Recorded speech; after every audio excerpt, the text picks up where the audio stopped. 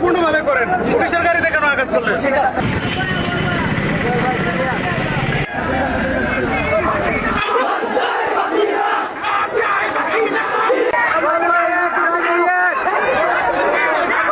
ইতিহাসের সাক্ষী হালুয়াঘাটের জুলাই আন্দোলন। ইতিহাস কখনো একদিনে লেখা হয় না। ইতিহাস লেখা হয় মানুষের সাহস, ত্যাগ আর প্রতিবাদের গল্পে।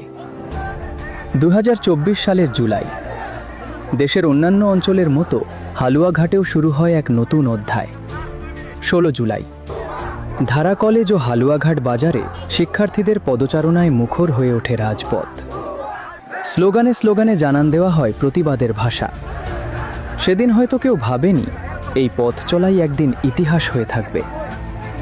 17 জুলাই, বদলে যায় পরিস্থিতি।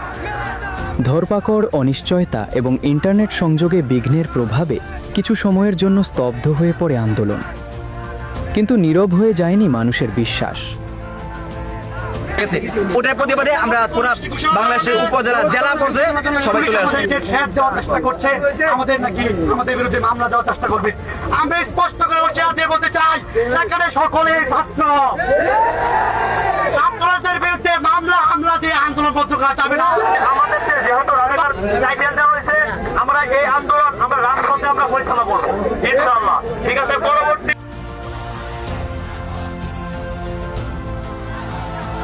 অবশেষে আগস্ট 1, 3 ও 4 আগস্ট আবারও জেগে ওঠে হালুয়াঘাট। রাজপথে ফিরে আসে শিক্ষার্থী, ফিরে আসে সাধারণ মানুষ। প্রতিটি মিছিল যেন বলে দিচ্ছিল সংগ্রাম এখনো শেষ হয়নি। 3 আগস্ট, মিছিল শেষে ফেরার পথে হামলার ঘটনায় আহত হন কয়েকজন আন্দোলনকারী। উত্তেজনা ছড়িয়ে পড়ে পুরো এলাকায়। সেই দিনের রক্তাক্ত স্মৃতি আন্দোলনের ইতিহাসে গভীরভাবে স্থান করে নেয়।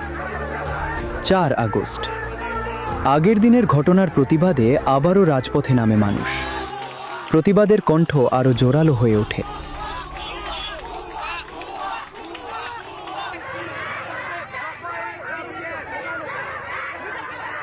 3 আগস্ট, আন্দোলনকারীদের মিছিল শহীদ স্মৃতি কলেজ এলাকা অতিক্রম করার সময় পুলিশ বাধা দেয়।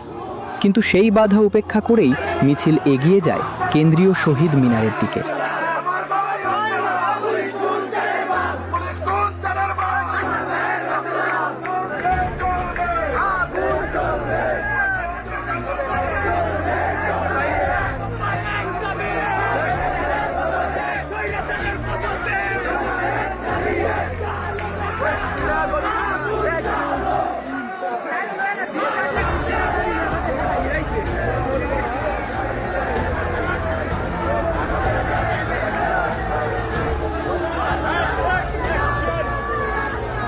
আন্দোলন যত বিস্তৃত হতে থাকে ততই বাড়তে থাকে মানুষের সম্পৃক্ততা।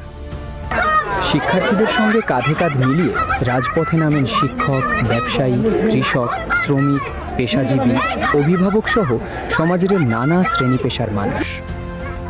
স্লোগানের সঙ্গে মিশে যায় হাজারো মানুষের কণ্ঠ।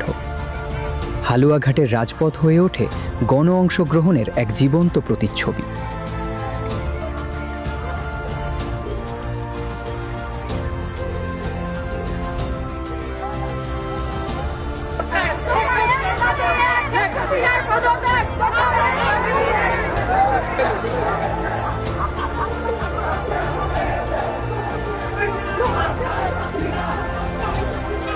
চার আগস্ট, আন্দোলন নতুন এক মোড়ে পৌঁছে।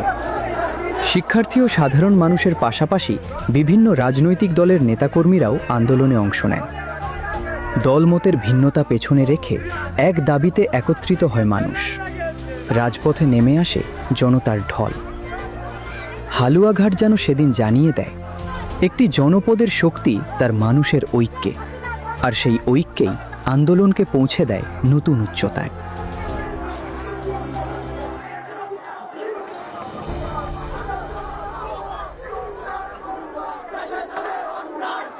5 আগস্ট, সকাল থেকেই মানুষের ঢল নামে হালুয়াঘাটে।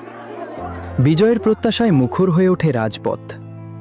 দিনের এক পর্যায়ে সংঘর্ষে আহত হন কয়েকজন। আহতদের দ্রুত হাসপাতালে নেওয়া হয়। সেই দিনটি হালুয়াঘাটের জুলাই আন্দোলনের সবচেয়ে আলোচিত দিনগুলোর একটি হয়ে আছে।